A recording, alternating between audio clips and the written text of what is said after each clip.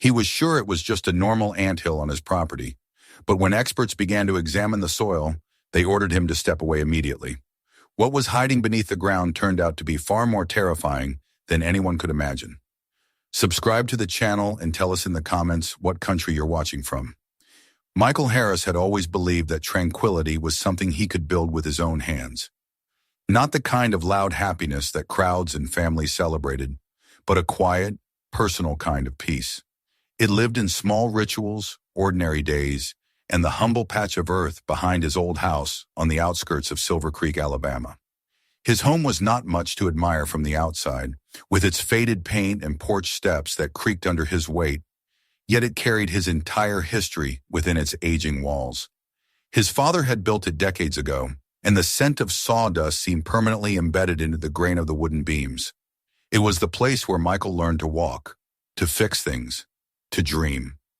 Later, he brought his wife here after they married, and later still, he held his newborn son in his arms in the very living room where he now spent his lonely evenings. But time had taken much from him. His marriage had collapsed under the strain of long working hours, quiet disagreements, and disappointments no one wanted to admit aloud. His son now lived with his mother 3 hours away and only visited on holidays. The rooms that once echoed with laughter were now filled with silence that clung to him like humidity on summer nights. Still, there were constants he clung to: his work and his garden. He spent his days at a small auto repair shop, wiping grease from his hands while the sharp smell of motor oil soaked into his skin. The work was loud and physical, but predictable. Cars came in broken, and he made them whole again. The routine was comforting. And every evening, when twilight settled over the sleepy town, he would step into his garden with a watering can, letting the warmth of the soil and the buzz of insects soothe away the exhaustion of the day. The garden was his sanctuary. He remembered planting the first tomato seeds with his father, the way the old man's rough hands guided his smaller ones. As a boy, he had believed that their vegetables were magic. As a man, he believed that tending them was the closest he could still get to joy. There were neat rows of green beans, peppers, and tomatoes he carefully tied to wooden stakes. Flowering marigolds bloomed in bright clusters along the borders. A worn wooden table and 2 chairs sat under a pecan tree where he used to drink coffee with his wife. He still sat there sometimes, always alone now. On a warm Thursday evening, after a long day beneath car hoods and hydraulic lifts, Michael noticed something odd near the back fence. A small mound of soil rose where before there had been only grass. At first glance, it seemed insignificant, perhaps just the work of tunneling moles or an ordinary anthill. He crouched down and ran his fingers over the dirt. It felt loose, freshly turned. There was even a faint earthy scent, richer than the soil around it, like something buried deep had been forced closer to the surface. Shrugging it off, he stood again and returned to watering, dismissing the oddity as a minor inconvenience that could be dealt with later. But the next morning it was different. The mound had grown taller and wider, its surface cracked in thin lines as though something beneath had been pushing upward with persistence. Michael squinted at it from the porch as he drank his coffee. The size was noticeable now, large enough to interrupt the straight symmetry of his garden. He set his cup down and approached, examining the mound again. The dirt was strangely airy, almost hollow beneath his touch. He pressed down slightly and the soil crumbled inward, revealing small tunnels or cavities weaving through it like veins. The sight triggered a flicker of unease somewhere deep inside him, but he forced himself to laugh under his breath. Just insects, he thought. Insects always find a way. Days passed and the mound continued to rise. By the end of the week, it reached nearly to his knee. When he stood over it, he felt as though it occupied the space with a will of its own, swelling and shifting in silent defiance of his denial. The ground around it had begun to look disturbed, soft and uneven beneath the grass, as if the mound was merely the visible tip of something concealed under the soil. His dog had once loved to roam that part of the yard, nosing around the fence and chasing lizards. Now the animal avoided the area entirely, whining and backing away whenever Michael nudged him closer. On the 8th evening, when the sky was a molten orange and cicadas screeched their chorus into the humid air, Michael discovered a second mound forming a few feet away. Smaller, yes, but undeniably similar. The next day brought a third. What had once been a flawless layout of thriving plants and fresh earth now seemed invaded by intruders that multiplied without mercy. He still tried to reason with himself. Anthills grew fast in this climate. He'd seen fire ant nests reach shocking sizes over summers. But there was a difference, one he couldn't quite name, something about the way the soil felt too loose, and the way the grass around the mound seemed to wilt despite frequent watering. At night, lying awake in the darkness, he began to hear sounds that did not belong. They were soft at first, barely distinguishable from the chorus of crickets and frogs outside his window. A faint hissing hum, a subtle rustle beneath the floorboards of his bedroom that made him hold his breath and wonder if he'd imagined it. But as nights passed, the noise grew sharper, more defined. It came from the yard, from the mounds. The unsettling notion of movement beneath the ground filled his mind whether he invited it or not. He would turn in his sheets, listening with rising dread as the sound sometimes grew to a faint crackling pressure, as though something huge breathed and shifted under his lawn. Sleep became a rarity. His red-rimmed eyes the next morning spoke of restless hours spent staring upward into the darkness. At the auto shop, he would zone out in the middle of a repair, his mind replaying the eerie noises from the night before. His co-workers noticed the change in him. His hands trembled slightly as he tightened bolts and wiped grease from his palms, as though trying to cleanse them of crawling things he could not see. When he returned home, his steps slowed as he approached the garden, fear and curiosity warring inside him. Every evening, the mounds seemed to stand a bit taller, casting longer shadows in the dying light. No ants crawled on their surface. No bugs skittered away when he disturbed the soil. It was the silence of something hidden, something patient, something growing. He stood once more on the porch, breathing in the heavy scent of his withering plants and staring at those earthen bulges that marred the space he once treasured. The sensation that he was being watched pressed against the back of his neck, though he could see no eyes upon him. For the first time, the garden did not soothe him, it unsettled him, and yet somewhere deep within, a stubborn resolve remained. This was his land, his home. No mound of dirt, no matter how strange, would take it from him.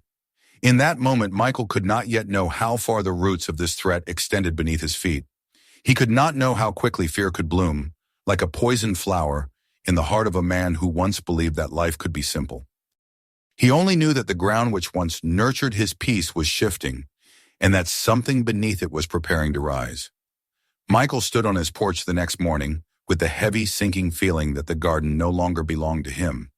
The mounds had multiplied, not one or two, but many clusters of swollen earth rising from beneath the once stable ground.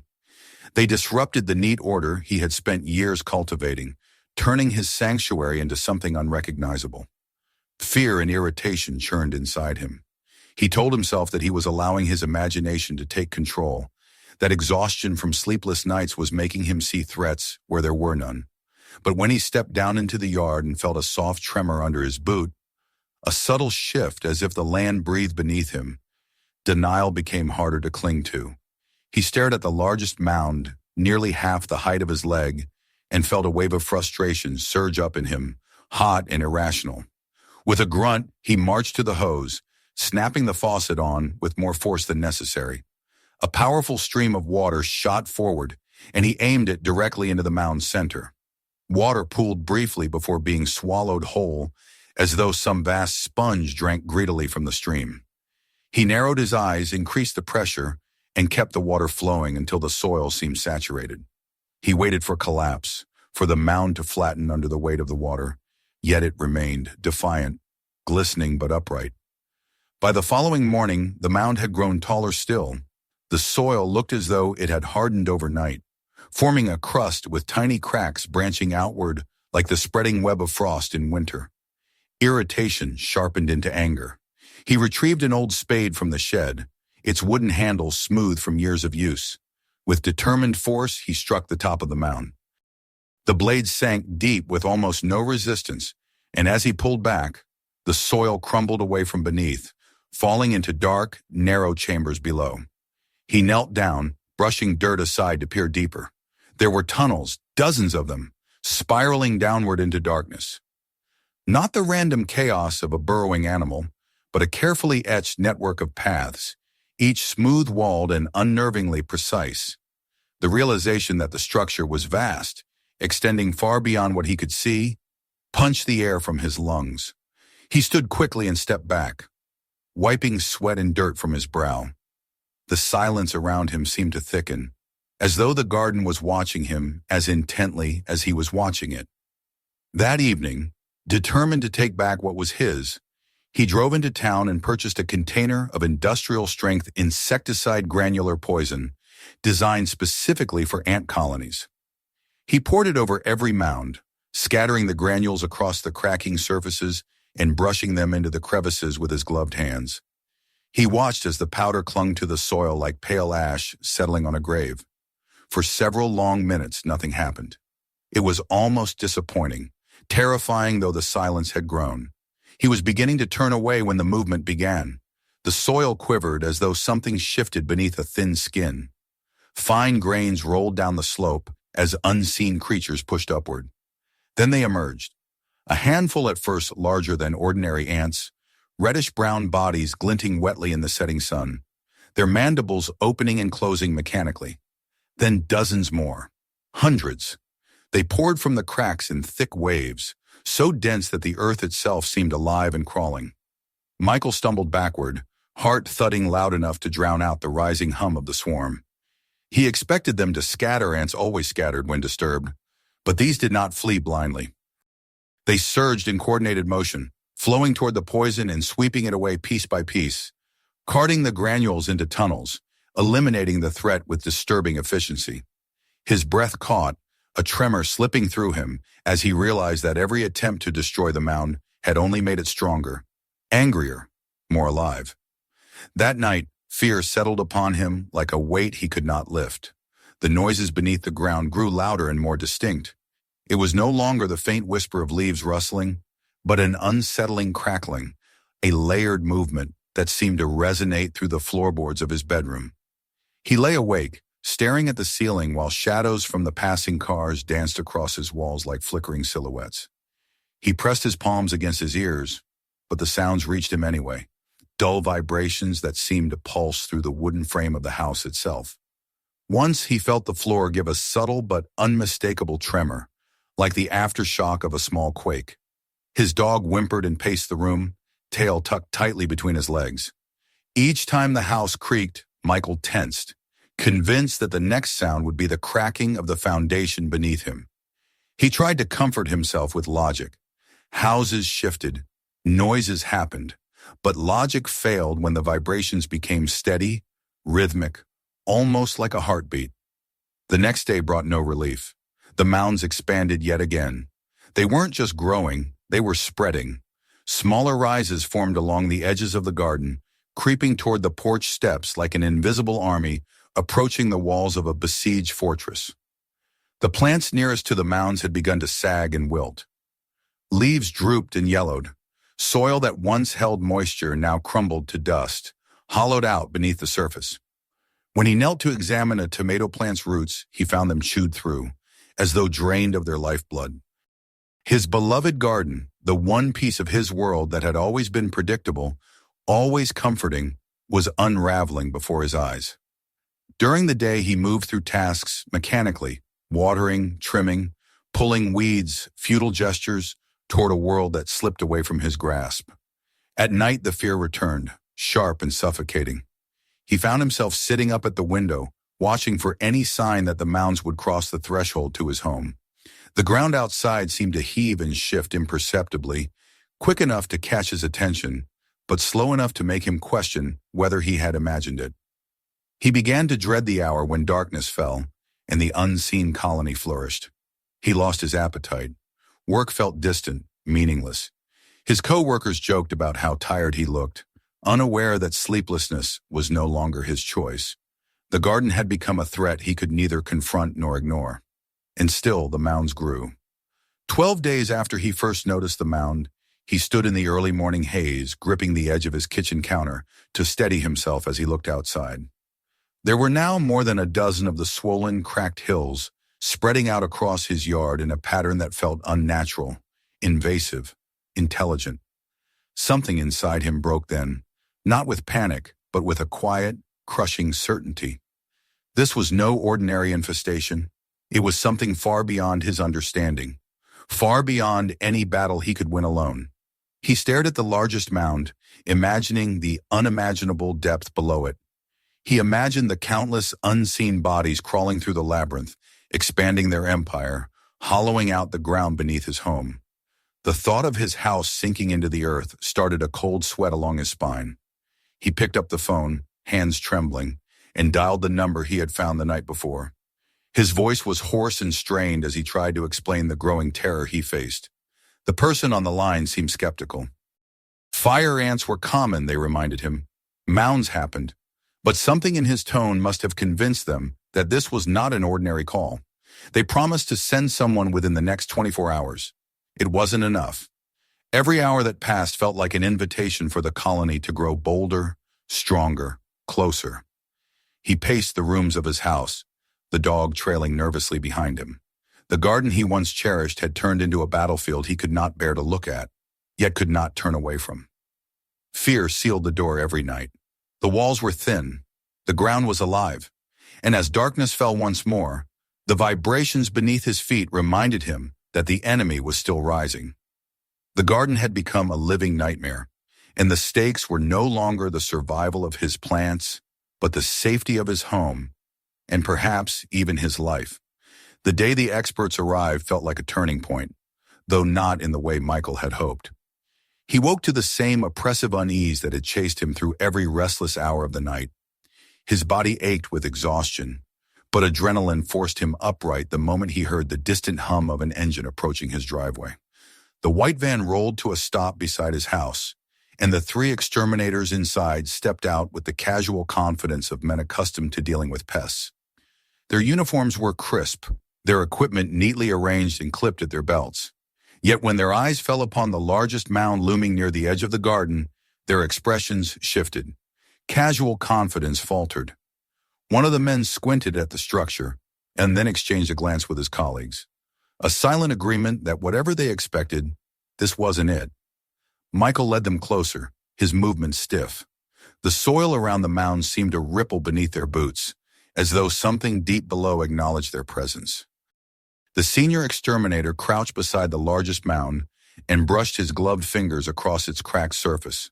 Dirt slid away easily, too easily, collapsing into one of the darker fissures.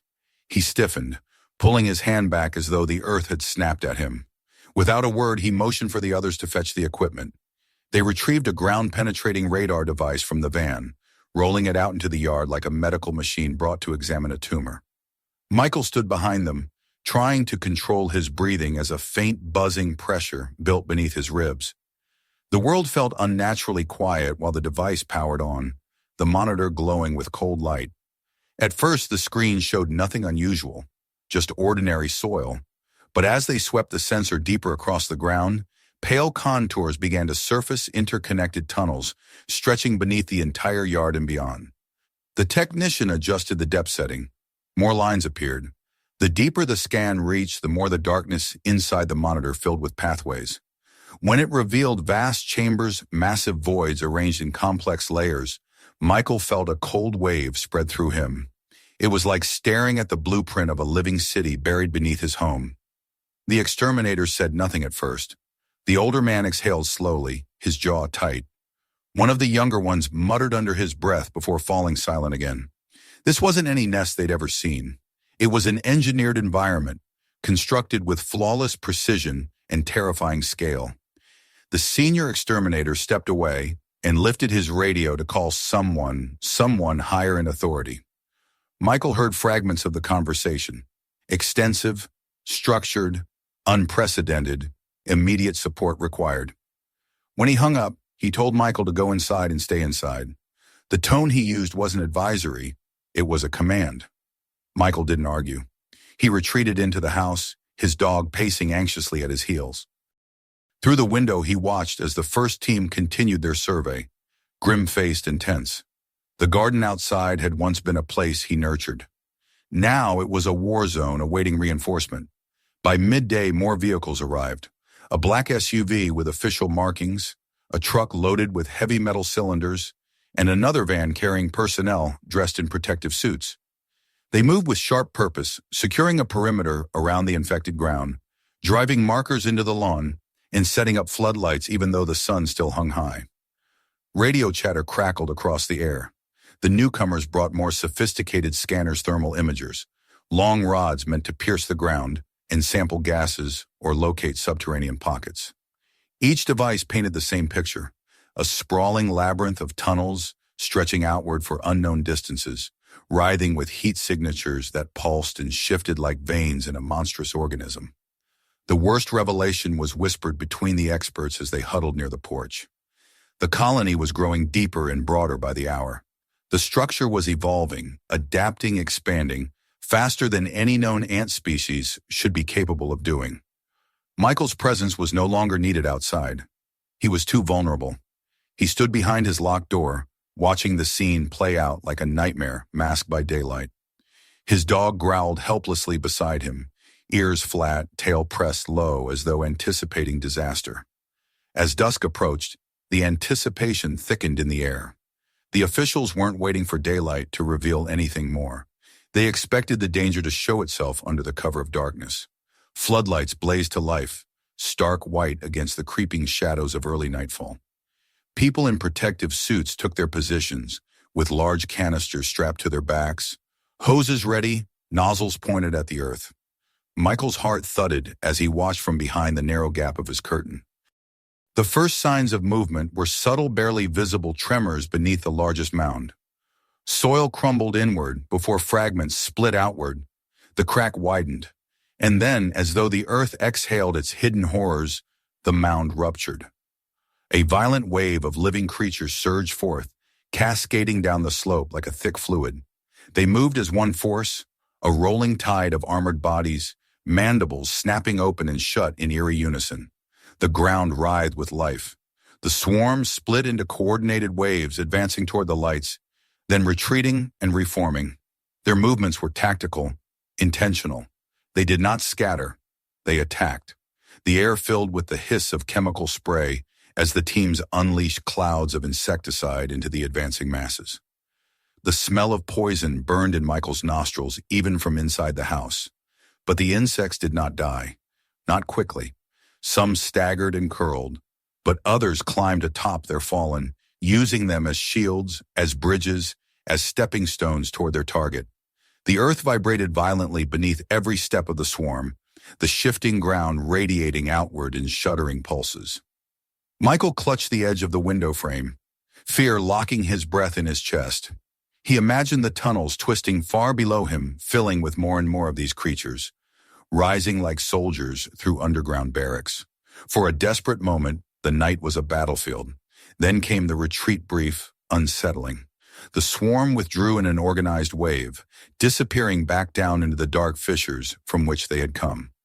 Silence returned, but it was charged, a silence that suffocated rather than soothed. The experts held their lines, poised for another surge that didn't come. Radios crackled. Urgent voices made urgent decisions. The conclusion was grim.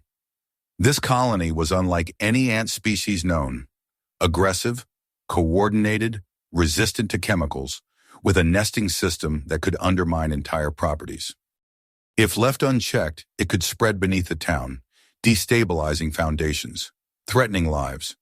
Their only option was destruction on a scale usually reserved for demolitions or containment of hazardous waste. They would flood the tunnels with concrete, burying the colony alive beneath tons of cement before it could spread further. Michael listened to these plans being formed just outside his door, his blood cold. He had wanted help. He had wanted someone stronger than him to take control. Yet hearing the urgency, the fear woven through official words, his hope curdled into dread. He could feel the desperation of the colony under his feet, the restless twisting of millions of bodies seeking escape, seeking survival. He wondered if they knew what was coming. As midnight approached, rumbling engines signaled the arrival of massive cement trucks. Long hoses were laid across his yard like pipelines feeding into a hidden underworld. Teams drilled deeper holes around the mounds to ensure direct access to the tunnels. By the time the pumps roared to life, the entire neighborhood seemed to vibrate with mechanical force. Michael felt the ground tremble, not only from machinery, but from movement beneath, frantic and chaotic now. A trapped beast raging against its cage. Thick, heavy slurry gushed into the earth, filling cavities, walls, chambers. Soil cracked open further, jets of dust bursting upward. The insects surged out in final waves of defiance. Swarms crawled up boots, onto gloves, snapping at protective suits. Shouts erupted as a few workers stumbled back from the assault, but the operation didn't stop. It could not. The concrete spilled deeper still, seeping along branching tunnels, replacing air with stone, movement with death. The mound convulsed as if the entire structure resisted its destruction. Then the vibration slowed. The swarming masses thinned. The mound sagged into itself, no longer springing back as soil collapsed into flooded cavities. Finally, the ground stilled. The silence that followed didn't feel like victory. It felt like shock, like the moment after a scream when the world holds its breath. The experts dimmed the lights but did not leave. They stood watch, waiting to see if the enemy beneath them would rise again. Michael stayed inside, pressed against the cold window pane, shaking with a fear that no conclusion could erase. Because even as the earth grew quiet, he knew the fight was not truly over. The colony might have been buried in stone, but the memory of movement beneath his feet, the knowledge of what had thrived below his home, for who knows how long, that could never be sealed away. Not from his mind, not from his bones. Outside, the trucks idled. The men whispered, and Michael watched, knowing the garden he once loved had become a graveyard for something ancient, relentless, and terrifying. Yet as dawn crept over the horizon and the ground remained still, he forced himself to believe that maybe the nightmare had been stopped just in time. He did not yet understand that the real cost was only beginning. For the first time in weeks, the ground did not move beneath Michael's feet. The silence outside his window, once a comfort, now felt eerie and foreign. He sat in the dim kitchen long after the last of the trucks had rumbled away, the hum of engines fading into the early morning stillness. The officials had left temporary barriers and flags marking the boundaries of the infected ground, promising to return with excavation teams within the coming days. They had told him he was safe now that the threat had been neutralized, but safety was something he could no longer measure by the absence of noise. The quiet, to him, was merely another kind of warning. He stepped outside cautiously, his dog staying close to his leg, nose twitching as if testing the air for remnants of danger. The garden was a battlefield turned cemetery. The once living soil now lay in hardened, unnatural forms, massive bulges of concrete that jutted from the ground like ancient monoliths. The grass surrounding them had turned brown. Flowers that once swayed brightly in the breeze now hung limp, as if bowing in mourning. His vegetables, plants he had nurtured with hours of patience, were gone, their roots severed and their vines shriveled. The pecan tree stood tall but stripped of its comforting presence. Its shade no longer offered peace, but instead cast long, harsh shadows across the scars of the earth. These concrete formations stretched deep underground, he knew. Beneath them, frozen forever, lay a network more intricate than anything the human hand could sculpt, a labyrinth of tunnels and chambers once teeming with movement. Now they were tombs. Days passed, and the excavation teams returned. They arrived with cranes, heavy machinery, and a swarm of scientists who spoke in hushed, incredulous tones about scale, complexity, and intelligence. The largest mound was carefully unearthed. As the concrete was lifted in segments, the air filled with gasps. The cast revealed a structure that resembled a vast, skeletal heart beneath the earth, branching with precision and purpose into chambers of all shapes and sizes. Entire colonies had been preserved like fossils, proof of a world that had thrived unseen beneath the feet of an unsuspecting man who only wanted to water his tomatoes and prune his marigolds. Journalists arrived next, their cameras flashing relentlessly as they documented the discovery. News vans filled the street, satellite dishes reaching high like metallic antennae, hungry for a story. They filmed from every angle, zoomed in on the strange formations, shoved microphones toward the experts who guided them with carefully chosen words. It wasn't long before headlines called it the largest fire ant colony ever recorded. They labeled it a breakthrough in entomology, a marvel of nature's engineering. They spoke of its monumental scale and evolutionary significance. They praised the preservation of the cast as a scientific treasure, something that would be studied and admired for decades. But for Michael, this discovery wasn't something to marvel at. It was a reminder of sleepless nights filled with fear, a reminder of the ground moving beneath his bed, a reminder of being helpless in the face of something that did not fear him, something that did not stop growing when he begged it to, something that had taken his peace and replaced it with nightmares. He avoided the crowds that trampled through what remained of his yard, stepping around flagged-off areas, careful not to attract attention. Neighbors approached him with mixed emotions. Some thanked him for calling the authorities before the colony could spread to their homes. Others eyed him warily, as if he had invited the danger here, as if he gave birth to the threat that took over his soil. Through all of it, he said very little. Reporters tried to interview him, offering money for his story. He declined every time. His life was not a spectacle. His fear was not entertainment. When the scientists finally removed the largest pieces of the cast and transported them away, the neighborhood gradually emptied. The fences were repaired. The grass grew back. Workers offered to replant his garden with fresh soil once the contamination test came back clear. He nodded politely, but he didn't place an order for new seeds. Instead, he stood alone in the evenings, staring at the barren land that once gave him purpose. As days rolled into weeks, the world moved on. The story faded from headlines, swallowed up by new crises, new wonders. But the silence that settled into Michael's home lingered. Nights did not return to the comforting peace they once held. Though the tremors had ended, he still woke often, gasping, convinced that he felt a subtle vibration beneath his mattress, that the earth was shifting once again. His dog slept with one ear raised, always listening, always guarding. The house itself seemed different. Every creak of wood and sigh of wind reminded Michael how little stood between stability and collapse. He had once trusted the ground beneath him without question. Now every step carried doubt. He rarely sat on the porch anymore. He avoided the pecan tree, unable to reconcile its familiar shape with the fractured world beneath it. The scars of the mounds still dotted the yard concrete remnants that refused to be fully removed, rooted deep into the earth like the memories they imprison. Sometimes strangers from out of town drove slowly past his house, pointing toward the yard as though sightseeing. He would turn away and close his curtains, unwilling to relive what he wished so desperately to forget. One evening, as the sun sank into a streak of fading orange, he stood in the yard alone. The cicadas were strangely quiet.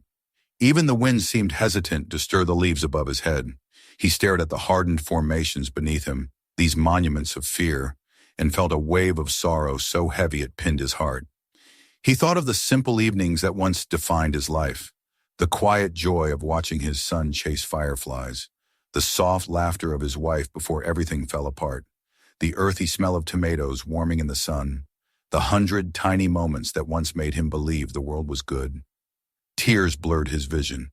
He brushed them away quickly, ashamed of showing weakness, even though no one was there to witness it. He had survived something few would ever understand, but survival had left cracks within him just as deep as those beneath the soil. He stepped closer to one of the concrete masses, placing a hand on its rough surface. It was cold, lifeless, and yet it hummed faintly with memory. Beneath this hardened tomb lay the silent fortress of a colony that had grown with astonishing purpose, unseen, a colony that could have destroyed much more if not for intervention. A colony that would now be studied by those who never felt the terror of its rise. He whispered into the quiet air, not a plea, not a curse, just breath, just acknowledgement. Things existed in this world that humans were never meant to face alone. Things that grew in darkness, patient and powerful. Things that reminded him that the earth below was not simply soil and roots, but a hidden realm filled with life, older and stronger than his fragile confidence. Michael walked back to his porch and glanced once more over the place where his sanctuary had stood. He knew he would never plant another seed there. The garden he loved was gone, not because the soil had changed, but because he had seen too much. He stepped inside and closed the door behind him, locking it as though the concrete below might somehow crumble and unleash its prison depths once more. His dog settled at his feet, finally still. Michael breathed deeply and let the darkness surround him. The house was silent, but he would never hear silence the same way again. Because beneath the memory of that quiet lay the echo of a million tiny bodies, moving in perfect unison, waiting in the dark. In that silence, he understood his life had changed forever. The danger was buried now, sealed in stone. But fear had taken root deep inside him, a colony of its own. And some things, once they rise, never truly go back to sleep. Don't miss the next unbelievable story. Hit that subscribe button right now and turn on notifications. And share this video so your friends can see the shocking truth buried right beneath our feet.